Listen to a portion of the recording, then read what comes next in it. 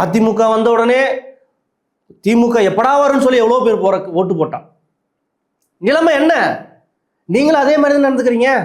பேருக்கு மட்டும்தான் திராவிட மாடல் ஆச்சியா, சமூக நீதி ஆச்சியா, ஆனா மக்களுக்கு எந்த நீதியும் கிடையாது. முதலாளிகளுக்கான நீதியா தான் இருக்கு. இன்னைக்கு ராம்கி எல்லா துறையும் தனியார், மருத்துவத்துறை தனியார், குப்பை அள்ளுறத்துறை தனியார், கல்வித்துறை தனியார், போக்குவரத்து துறை தனியார், எல்லாமே தனியார் ஆகிட்டா நீங்க எதுக்கு இருக்கீங்க?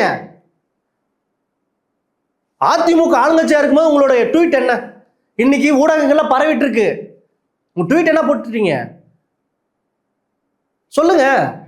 பல போராட்டத்துக்கு முதல்வரே வரல, சாத்தன்குளத்துக்கு முதல்வரே வரல, எதுக்குமே வரலன்னா நீங்க எதுக்கு முதல்வர் இருக்கீங்கன்ற மாதிரி எடப்பாடி பழனிசாமி பார்த்து நீங்க கேள்வி கேட்டீங்க. ஆனா நீங்க என்னவா இருக்கீங்க? கவின்குமார் இறந்தாரு, அதுக்கும் போல. நாங்குநேரில் ஒரு மாணவன் அடிச்சு துன்பப்பட்ட, அதுக்கும் போல. ரித்தன்யா, அஜித்குமார், இப்படி பல்வேறு பேர் இறந்த பின்னாடி நீங்க போல.